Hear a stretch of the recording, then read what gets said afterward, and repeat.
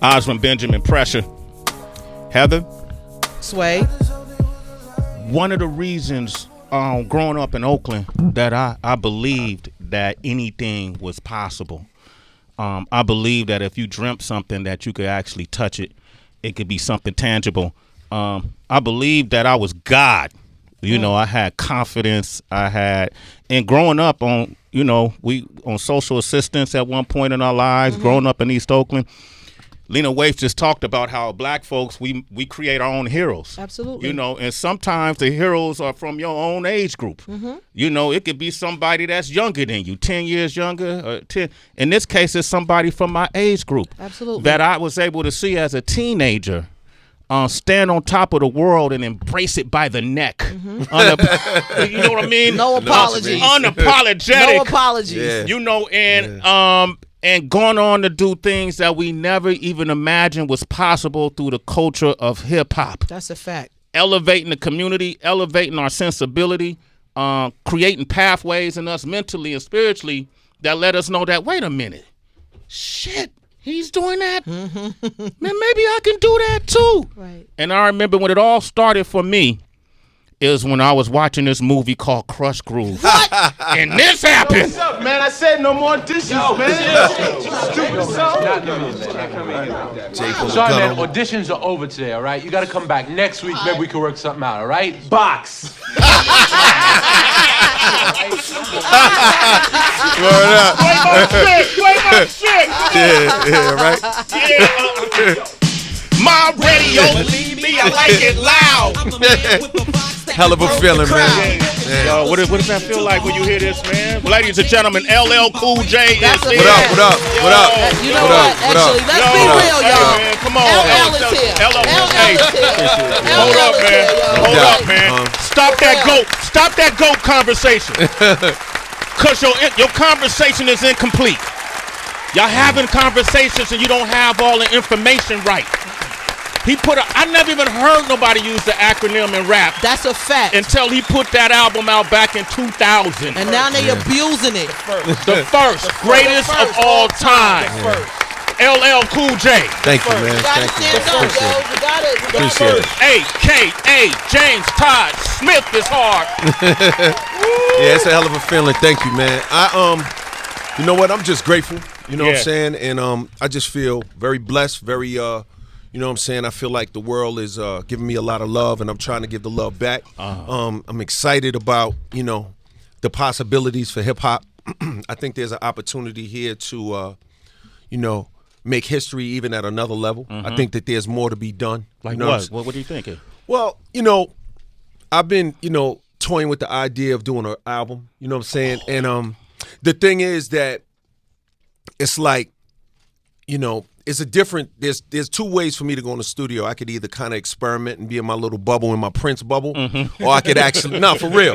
Or cause sometimes I do music like that, or I can make a music where I want to get on their heads, get on that ass. And I've been toying with it, so I'm still thinking about that. So I think that there's room for that. But more importantly, I think just the fact that we're able to do, Rock the Bells, and we go back and forth, we share, and just the fact that we're able to do something like Rock the Bells and give the Kanes and the Rakims and the Coogee Raps and the, all of these guys who are not having current pop chart success an opportunity to be heard by their fans and treated with the respect that they deserve. Latifah, Light, treating these artists with the respect that they deserve feels amazing to me. You know what I'm saying? Like, that to me, like, because why shouldn't a Rakim be treated like a Bob Dylan? You know what I'm saying? Why shouldn't, you know what I mean? Yeah, why shouldn't he get that same type of respect and love for his pen and his writing and his craft? So it feels, the thing that really is exciting to me right now is what I'm able to do for these artists.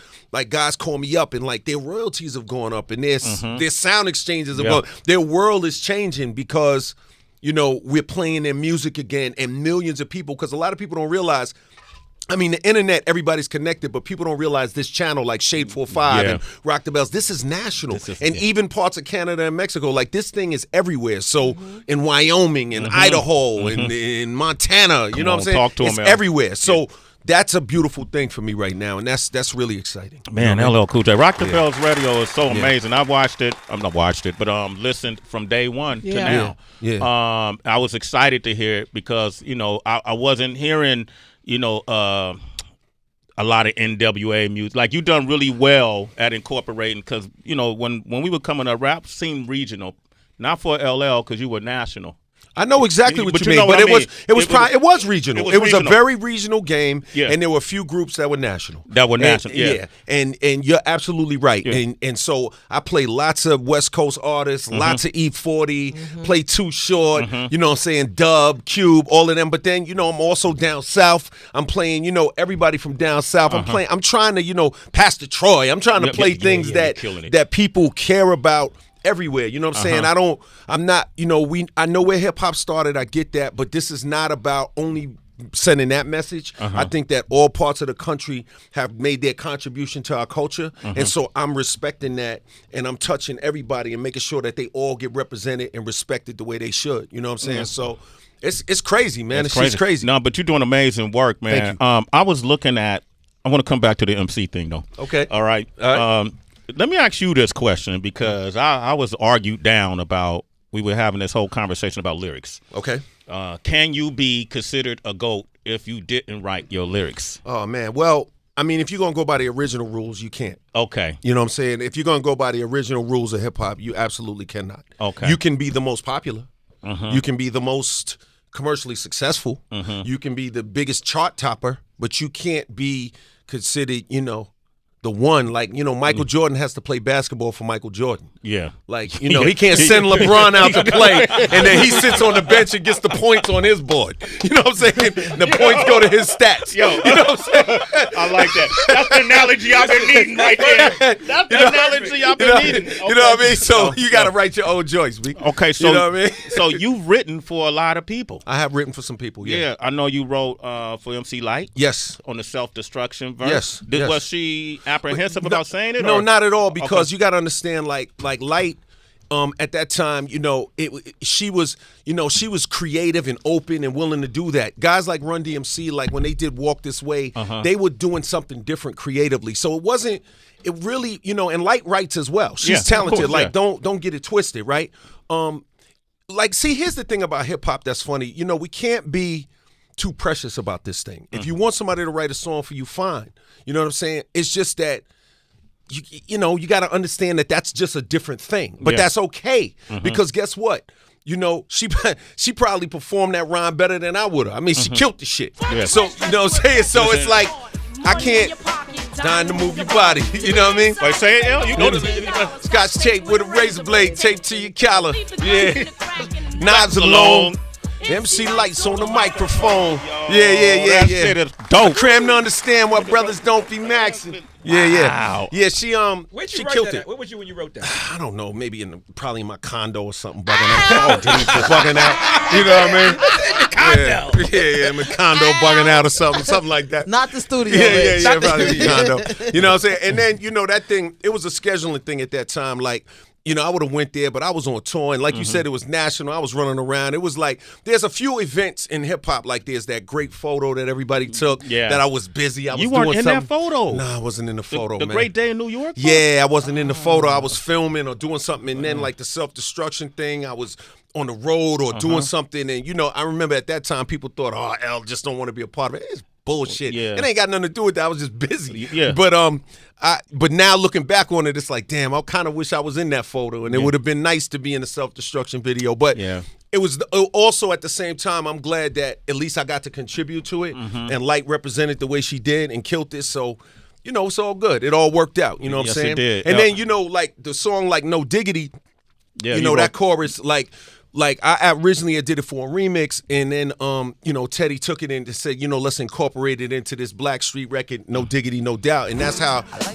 work kid, no diggity. We on it, L. I had to bag it up, you know what I'm saying? And then so that came out, and that came out amazing. And so I just decided to share some of those stories because I think, and there's other things, but I think a lot of people didn't know that part about my career. Like, and also, you know, even a lot of the music I did, like a lot of the beats I made them myself. Like, you know what I'm saying? ones? Like, what's one of, like a big, like the Jingling Baby remix. Like, I looped up the bass lines on that, and like, you know, even I'm that type of guy. I totally programmed that myself, the whole thing, and like, you know, a lot of records, a lot of joints, like, you know, like Jack the Ripper, like, you know, I chose the sample and flipped that, and then Bobcat flipped it, but I'm the one who chose them. Like, a lot of things that people hear me do, they didn't realize that. Like, even like Rock the Bells, like, you know, I was like, I didn't program the drums physically, but I mouthed it and told Rick what to play. Rick you know Rubin. what I'm saying? Yeah.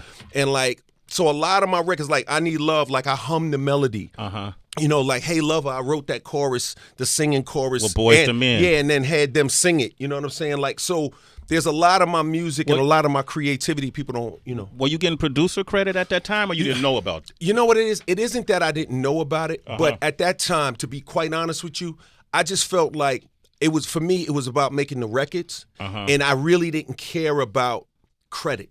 I'm just being honest. Okay. I was like, you know what, Marley, you take the credit.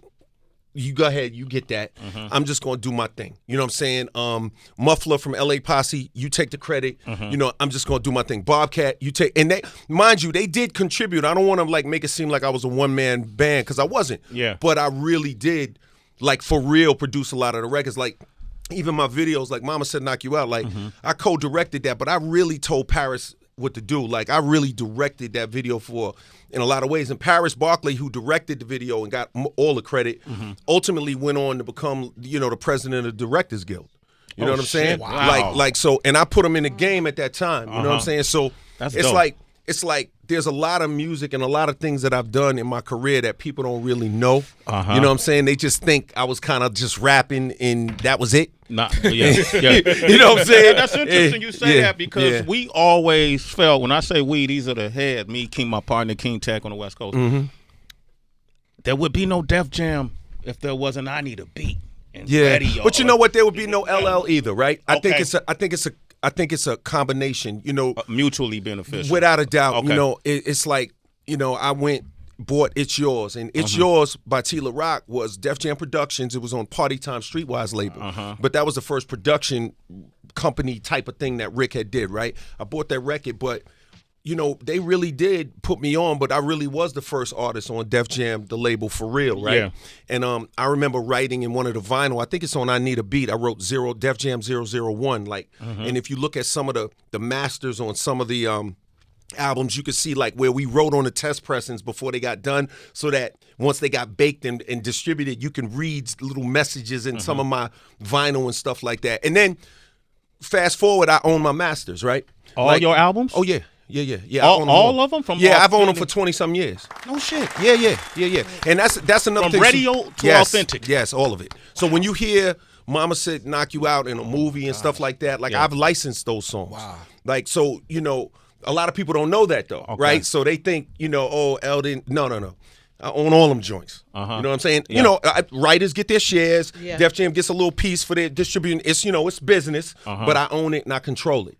You know what I'm saying? So that to me is something that in this day and age is something we talk about.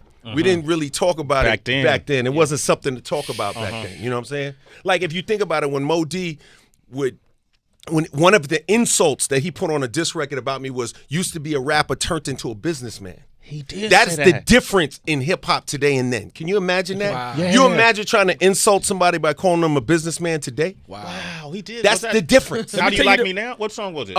It was like either Death Blow, okay. I'm Alive, but it was it was the Death Blow, one of them records. The business I learned from LL Yeah. as a producer with Trackmasters, he went through his studio bills page by page in the studio and circled what didn't apply to him. He said phone calls. Yeah. I didn't make phone calls. It was like $3,000 in phone calls that was tucked away in a studio bill. Yeah. I've been working the always business tried for years, and he did that. You know what? I've always tried to live below my means. You know what I'm saying? I don't live super fancy. And that's why I can, you know, if it worst came to worst, I could take my ball and go home. I'm good. I'm all right. B. You know what I mean? You know, we've downsized a little bit and never come outside. Yeah, right. But you know what I'm what, saying? El? No, you know, not for nothing, my daughter graduated from Campbell Hall. Amen. That's dope. Yeah, okay. of course. And I won't get into numbers or nothing, but you've made donations to that school, correct? Of course. You built a studio in that school. I've helped. I definitely made donations. Okay. And then on top of that, I think, when you talk about philanthropy, Jumping Ball Foundation in Queens is something that I do, and we're going on our 15th. We just did our 15th year, I believe it is. And I've been doing that for 15 years, and it's 250 kids from around the neighborhood that, play basketball and learn principles of leadership and team building, and it's just, I think hip hop culture in general has been very good to us. Absolutely. Like I look at your story and I think about you showing up on my man's doorstep. You know what I'm saying? In the middle of the night, like, yo, I quit my job. Yep. Like, yo, I mean, know your that story, shit? Come on, your story is like unbelievable to me. You know what I'm saying? Thank Like you. that kind of commitment, and I think that's what it takes, right? I mean, look how long you've been doing this and how successful you are, coming all the way, from what was it, KMEL? KMEL. all the way to now. Talk your shit, L. You know I what see I'm what saying? you're doing right now. You know what I mean? Go ahead, man. So talk about it, L. so like when I look at what we doing, it's like, yo, the sky's the limit. Like we can do anything that we put our minds to. You know what I'm saying? And the other thing I think that's important is that the young boys and girls and the young artists, or forget young, the newer artists need to know that the OGs embrace them, you know what I'm saying, and that we got love for them. You know what I'm saying? I think that time of like looking down on the young artists and like trying to box them out is over. Like, I don't want to. If I do music, I don't mind you being on a song with me. I don't mind embracing you. I mean, obviously it has to make sense. There was garbage in early and there's garbage late. You know what I mean? There's always some garbage, but there's always some good shit too, right? So we need to make sure that respect is mutual. You know what I'm saying? Those new artists need to know that they're respected. You know what I'm saying? I think that's important because I think that gets lost in the sauce, and that divide and conquer thing is not healthy. It's not healthy You know at what all. I'm saying? LL Cool J, man. So let me ask you some rapper questions here, man. Who do you think, out of all the folks that you battled, who gave you the stiffest competition? Well, I think, the stiffest competition would have to be Cannabis. Okay. And I think that's more because of the fact that I was doing everything in the world and that too. Okay. It's not so much a matter of skill, although, as the years progress, wordplay has developed.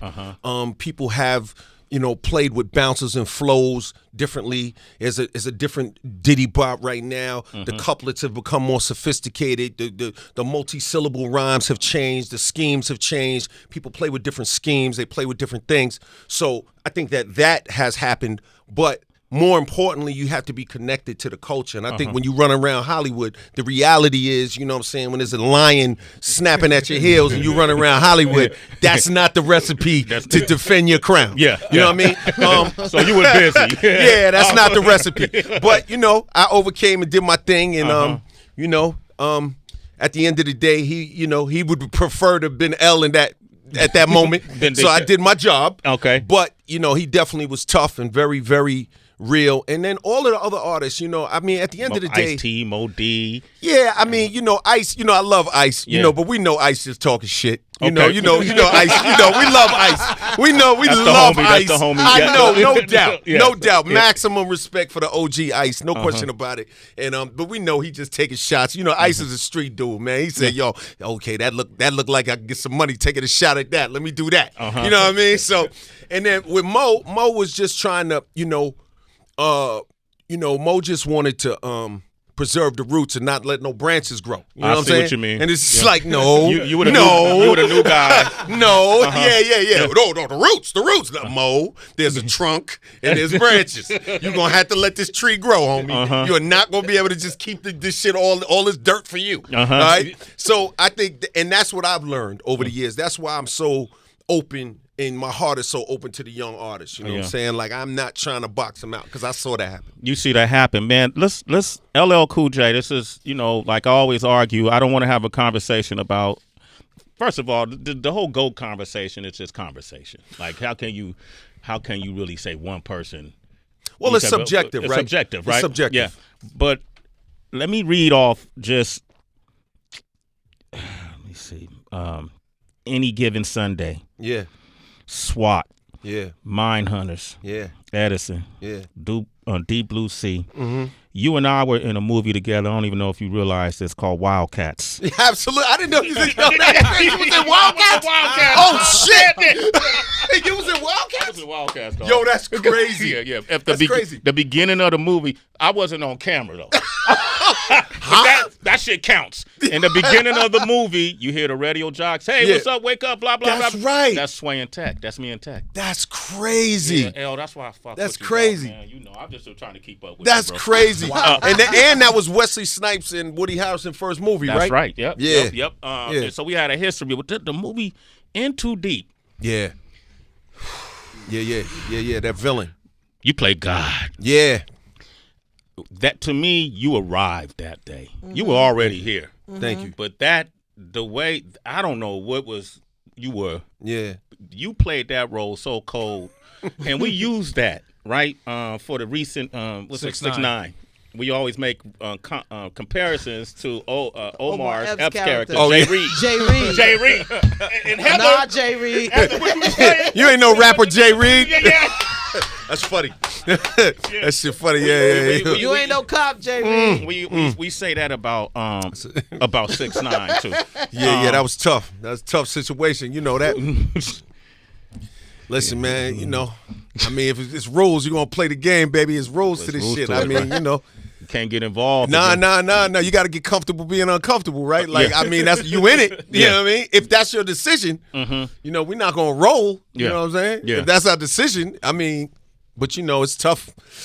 Woo. Yeah. When you're looking at the rest of your life, it's tough. It's tough, Shit right? tough, man. Yeah. Is it? Choices, Shit, right? Yeah, I'm Choices. cool, but nah, you can't. You know, at the end of the day, man, we just, you know, me, you can't snitch, homie. You can't do You it. can't snitch. Not if you in the game. Nah, fuck that. And yeah, Nah, you got to gotta- live with that. You got to eat that. You got to eat it. that comes with the game. It's part of it. If you ain't in the game and you get caught up, I mean, you know, look, you know, when I was growing up, you got to remember all the dudes that I hung with in New York, they made movies about them. Like, you know, I used to be running around with, you know, AZ and Alpo and run around with Rich Porter and, you know, my man Chuck. You know, we used to be uptown all the time. I'd be in, you know, in Brooklyn with Stretch. You know, Shaw Posse Stretch. You know, and all of them, George Chan, all my dudes in the Bronx with Gusto, and I mean, this is real things, and you know. But at the end of the day, like, I was never trying to be a tough guy. You know what I'm saying? I've never tried to be a gangster, and I've never carried myself that way. You know what I'm saying? So I've always been able to get along with everybody because I'm there, I'm being cool. I've never tried to, you know, defend myself. But I'm just saying, I've never tried to be a tough guy. You know what I'm saying? But if you're going to be in that life, you know, there's certain code that you got to live by if that's your choice. I'm not suggesting it because I would tell kids that you're smart enough and gifted enough to do it without going that route, without trying it the easy way. Because most of the guys I know that went that route really and truly don't want to do that. they didn't want to do that. Don't want to even be in that. Yeah. Like, they trying to get out of that. Like, the fake ones, you can always tell the fake ones because they trying to be tough. The real ones is like, yo, they trying to get out of that. They're like, yo, I just want to live my life normal. I just want to be able to go to the movies and live life and not have to have a gun under every pillow and not have to. So there's no glorification in that life because it's not enjoyable. Yeah. You know, even the women who have lived had men who have been in that life. At the end of the day, yeah, she likes the shopping and she likes there's a $500,000 in the closet and she likes playing that game. But at the end of the day, she would love it if he was a stockbroker. Yeah. She would love it if he was doing something else. So there's no glorification in that life. But we understand also at the same time that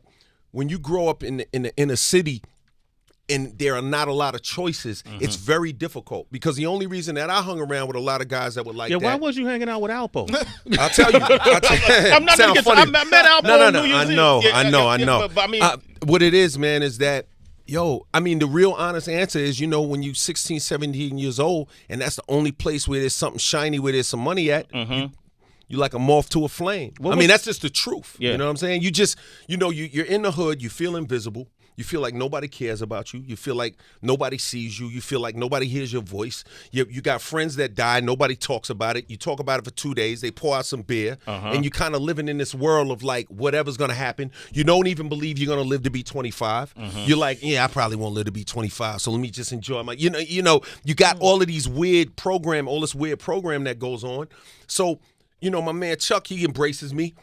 you know, these guys are a little older than me. You know what I'm saying? Your dad ain't around. Yeah. You know what I'm saying? It's like, yo, they giving me love. You know what I'm saying? I'm hanging out. I'm in the car. My man got the crazy car. He's, you know, he's giving a bum $50. No, you know, so you just become like, yo, they become your father figures. Yeah. To be honest with you, they become like, you know, and you know, even though you know we don't want to admit that, right? Like, let's take a song like "I Need Love." It's a very soft song. Most guys would never want to admit that, but when you think about the hustle and when you think about the other things that provides, it really is the love, right? Yeah, it's the love that I need love. Yo, need the love, man. That we tell you are the first teenage hip hop pop star.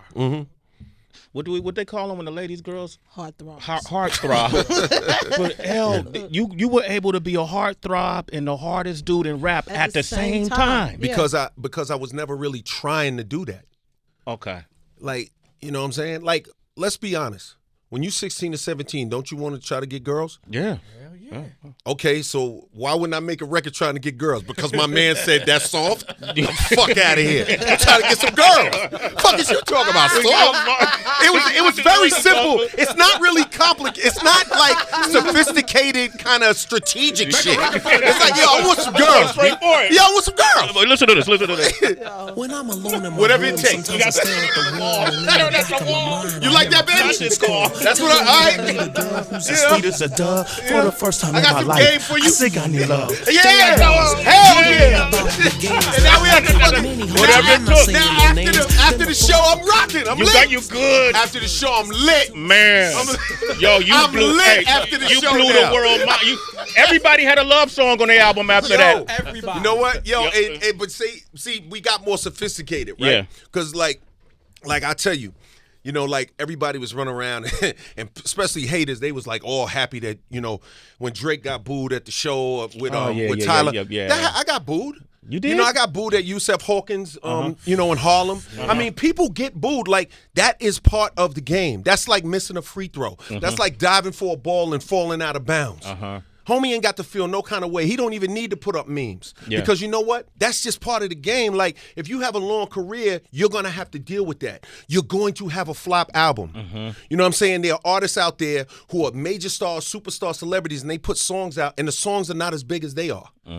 That's just the reality. Yeah. You know what I'm saying? So you have to understand that we are champions, and sometimes we win, and sometimes we lose, and sometimes we get booed, and sometimes we get cheered, and that's part of what we do. You know what I'm saying? Yeah, like that's part of your stripes as a soldier. Sometimes I'm gonna walk in here, I got a black eye. I got a busted lip. I had a tough one. Yeah. That's all right. That's it. I'll be back. You know what I mean? I'll be back. Next fight. Yeah, so Next fight. Drake, so you know, he shouldn't, you know, he should feel good. He should be all right. Just keep it moving, No, baby. and he handled it well. Yeah. He handled it perfectly. I've Yeah. been booed. Yeah. Heather's been booed. I got booed by 50,000. See what I'm saying? I know what that shit Yeah, hurt. that shit. Yeah. Oh, it's painful as a motherfucker. I almost wrote I Need Love, too. Yeah, you got that right. Yeah, you put on a tough face. You don't like it. No, you don't oh, like it's it. nasty. It's nasty. Horrible. Yeah, even the president, whenever my man start blinking and shit, he start blinking and start cringing. Yeah, that shit hurt. When he got That shit- booed, yeah, it what hurts. was that, a UFC fighter? Yeah, no. The Football. the game, the baseball game. the base- The boat, the Yeah. baseball Yeah, it was game, tough. the Washington National. It was a lot. The Alabama, he shit went to happened. the game. It Shit happens. happened. I want to say real quick though, there's an elite group of people in this industry, and I think that we always salute our moguls because, as you mentioned, businessmen are always congratulated. Jay, Puff, Jermaine Dupri, everybody. But then there's another group. Will Smith, Queen Latifah, Ice Cube, and you are in that category as well because we watched everybody. We were there in the beginning, and the music, the television, the movies. It's like bigger than Hosting life. the Grammys. The Grammys, all of that, and you guys are in that elite group. But what I also want to say that I don't think that gets mentioned a lot, I respect your marriage. I respect who you are as a husband and a family man. There are a lot of pictures that come out sometimes, and you with your family, you with your wife Simone, and who she's been able to be and hold you down. I personally think that's always been so dope. She ain't trying to be a hip hop wife. She ain't trying to be. She God. just holding you down. Yo, I done turned a lot of them reality shows down. I got a lot of reality producers mad at me. I ain't fuck that. But that, and I don't know that. I don't personally know that, but that just seemed like. But it seems like you probably had to. It just seems like that should be respected to me. Thank and you. I just wanted to just Thank say you. I always saluted Yeah, that. thank you. I think family's important. I think that a man has to take care of his family. She knows over the years I wasn't perfect. I Nobody need love. You know what I mean? But you definitely got to take care of your family, right? Yeah. And you definitely got to make sure that your kids are taken care of and that you're setting a standard for them, right? And you instilling those values in them. And I'm a big believer that regardless of whatever the mood is, or you go left or right, you should always be there for the mother of your children, be there for your family, and do the right thing by them. You know what I'm saying? I just think that just comes with manning up. You know what I'm saying? Absolutely. Absolutely. So, I've always tried to do that. And, together, I met her in, 87, something like that. So, Wow. yeah, so That's it's been a minute. That's yeah. So she amazing. been through the whole ride. Yeah, it's a lot of credit card bills, homie. Oh, yeah. That shit cost me. That shit cost me. Oh, yeah. You know what I mean? Yeah, it's all right, though. It's all good. We still here. It's all good. Hey, we It's champions. Sometimes Hey, we man. take L's. And sometimes, and then, sometimes we get booed, sometimes we get cheered. No doubt. It's No nice. doubt. It's something that I gotta mention, and we talked about the GOAT thing, but what I also believe, what I even believe it's a fact, your name is not mentioned in this top 5 conversation, and I feel like Right. it's supposed to be because of the things we've talked about just from the Yeah. beginning, to be able to have balance, to never run from a battle, to always win your battles, to have a great stage show, to have television, all these things, the accolades, Yeah, movies. you know what? I respect that a lot. But what it is, what it really boils down to is sometimes, like a lot of the artists that get mentioned in that conversation, the timing of their career coincides with the emergence of the internet, right? And their mythology gets spread throughout the internet, right? So that it has a lot to do with that. Like, I'll give you an example. Like a guy like even a Michael Jordan, right? His sneakers went crazy on the internet, right? But his career kind of tapered off just at, whenever, he's not quite an internet sensation when it comes to the highlights and stuff as he was, like, let's say on an ESPN or on one of those. You see what I'm saying? Before Whereas that, a LeBron is an internet sensation. Kobe is even bigger on the internet than Mike. So I think a lot of that is about timing. And I think that a lot of people, what they don't understand about me and the music that I made is that, see, nowadays a lot of people put a lot of value on lyrical content on every song and street narratives and stuff like that. They don't understand the decisions that we had to make creatively back then. Like when I started making records, they didn't play rap music in the daytime. Right? Yeah. So you're talking to somebody who literally could only think about getting his music played at night, maybe on the weekend, right? So, and in order to be played during the day, you had to have a certain sound, right? You had to have a certain melody, right? So I think the creative decisions that I had to make affect how people perceive me, because there are a lot of, especially younger and newer fans, who only know my R&B or pop or records that were commercial hits, and they don't understand my mythology and my journey and me being an MC and my battling and my rhyming and all of that, because those records weren't commercial, right? So they're judging me kind of like, I think it was Jay who had some kind of thing about you judging me by a line or you judging me by a chorus, and we was trying to make the cash register, like something he said to that effect. And basically, I think that that's a big part of it. And then, I've never really focused on always being super rapper, right? Like sometimes I just do shit because it's silly and funny and it makes me laugh, and that's it.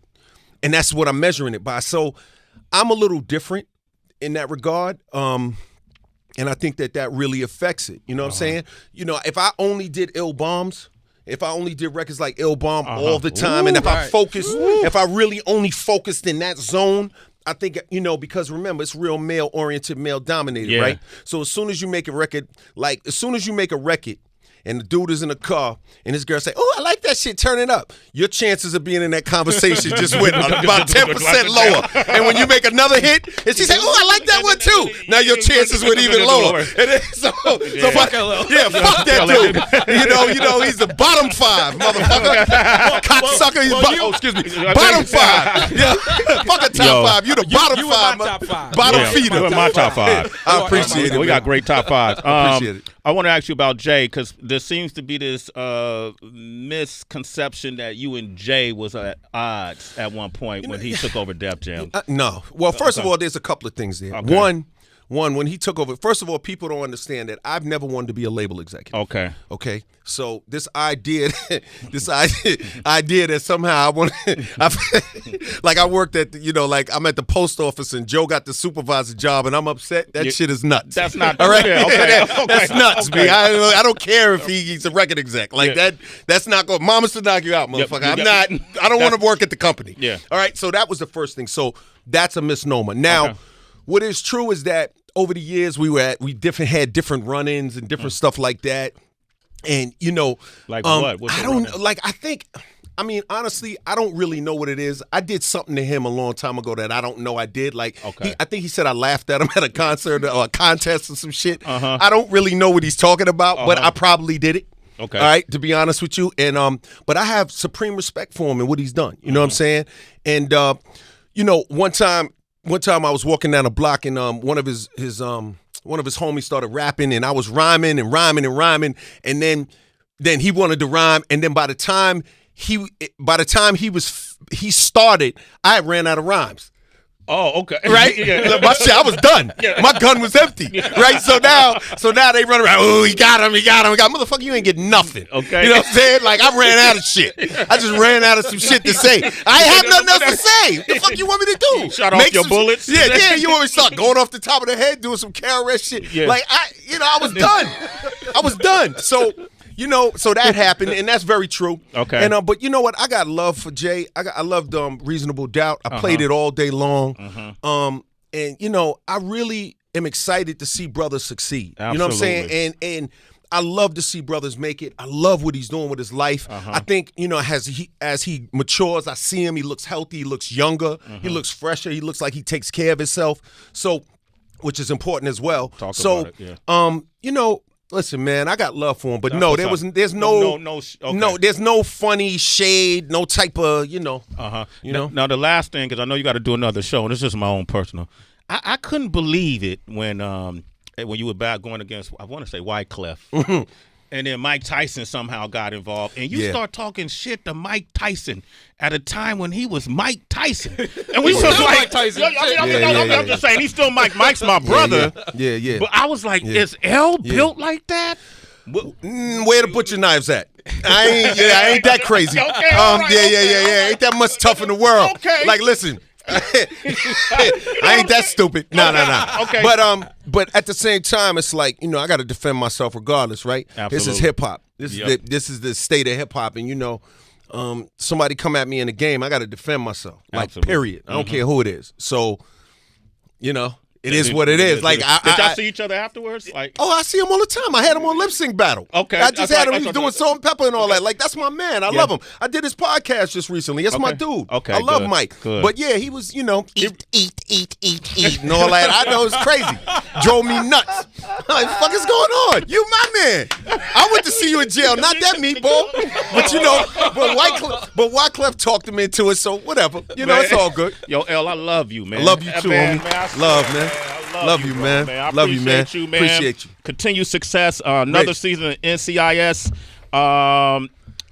Yes, they're 11, and just so everybody knows, NCIS Los Angeles, we're in our 11th season, and we're celebrating our 250th episode, and we're in 205 countries around the world. Wow, a lot of people don't know that. Yeah. That's one of the things people should know, and so I appreciate all the people that listen to it, and all of the mothers, because my aunt, my uncle, and my grandmother, everybody, I appreciate y'all watching it. Rock the Bell Radio's Channel 43, Lip Sync Battle on the Paramount Network. Let me see. Rock the Bells. Rock the Bells. And NCIS Los Angeles, CBS. Okay. You know what I mean? Oh, man. Congratulations, L. Thank you. You got to come back. We got to do part 2 and 3. Absolutely. Okay. Let's do it. Come on, man. Let's LL do it. Cool J, ladies Love and y'all. gentlemen. Love you, too.